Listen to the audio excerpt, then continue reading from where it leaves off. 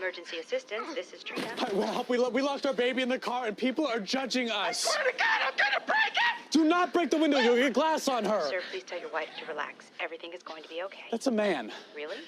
Don't worry, Lily! Lily, Daddy's coming for you! Sir, we just sent the signal. The door should be unlocked now. Check the door. Check the door. It's not unlocked! Oh. Okay. That is amazing. How did they do that? I don't know, it's just, we got it, thank you. Did that come from space? Another story I heard about myself. This one happened in high school. We had this teacher in high school whose kid went to our high school. His name was Mr. McNamara, and his son Jake McNamara went to our high school. He was a sophomore when I was a senior, so he was 2 years behind me. And Mr. McNamara was an asshole. And one weekend, he and his wife decided to leave town, which you should never do if you're an asshole. And Jake McNamara decided to throw a party at the teacher's house. Hooray! And everyone around town heard about it, and we all got up individually and thought, okay, let's go over there and destroy the place. I walked into this party, everyone I had ever met was there, and everyone was drinking like it was the end of the world. People were drinking like it was the Civil War and a doctor was coming to saw our legs off. It was totally unsupervised. We were like dogs without horses. We were running wild. I walked down to the basement. They had a pool table in the basement. One dude took a running start and threw his body onto the pool table and broke it in half. Another kid found out which room was Mr. McNamara's and went upstairs and took a shit on his computer.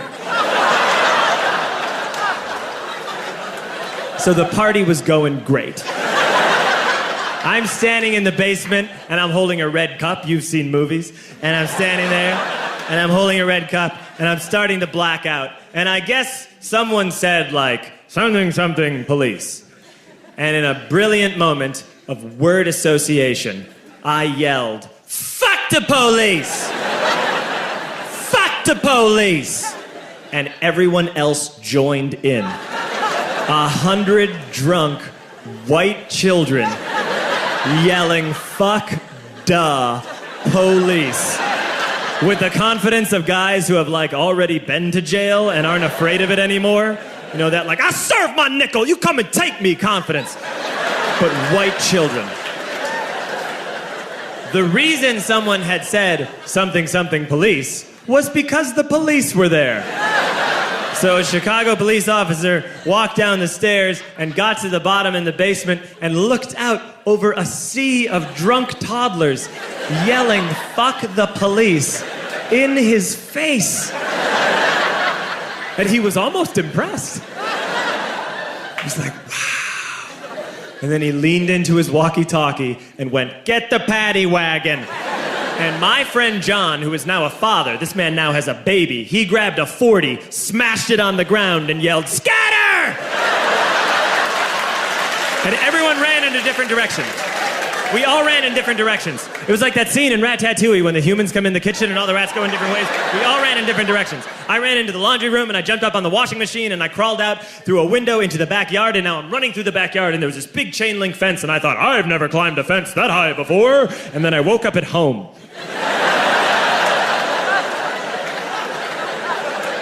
On Monday, I went to school because that's what we did back then.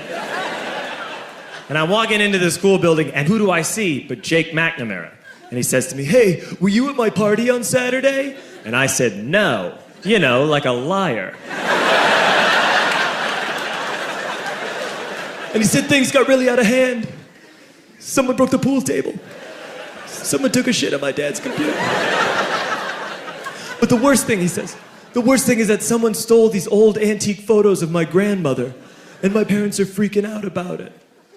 And I had that thought that only blackout drunks and Steve Urkel can have.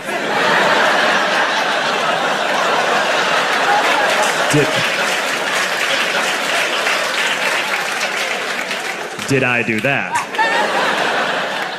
I figured no. I wouldn't have done that. But I was never sure until 2 years later. Relax. I'm playing video games with this kid named Alex that we also went to high school with. It's 2 years later, we've graduated by now. We're playing video games for a couple hours. And then Alex says to me, hey, come here, I want to show you something. And he takes me into his bedroom. And then he takes me into a side room off of his bedroom. Never a good thing to have.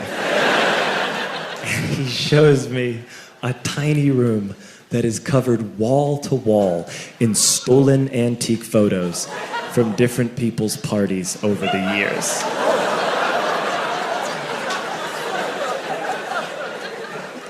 And I said, why?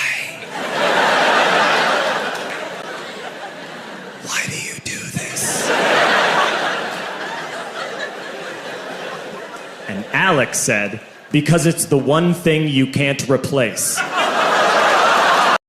So again, your alibi is a mysterious stranger handed you the gun, made you put your prints on it, robbed the store, and then hid the gun in your underpants. Well, yeah, if you say it like that, it don't sound believable. Oh, hey, Captain.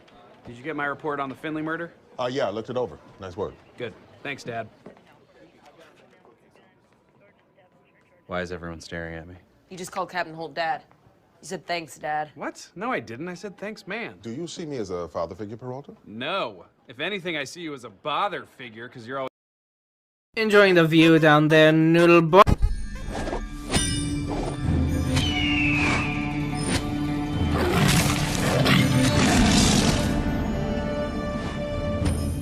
Well, if you're gonna cheat... Monkey King, I'm in so much trouble! I'm in so much trouble. I'm Dad. I'm sorry, please don't do this, I'm sorry. Going to jail? Yep. Getting killed? Yes, sir. Kissing a man? Yeah. Oh, no. Whoa. Kissing a man, I mean, if it feels natural and that's what you're into, I mean... No, that don't... Things I do are not the threat. Number one, you like boys. No. Girl, you heavy. You gonna break my back. I thought your boyfriend did that last night.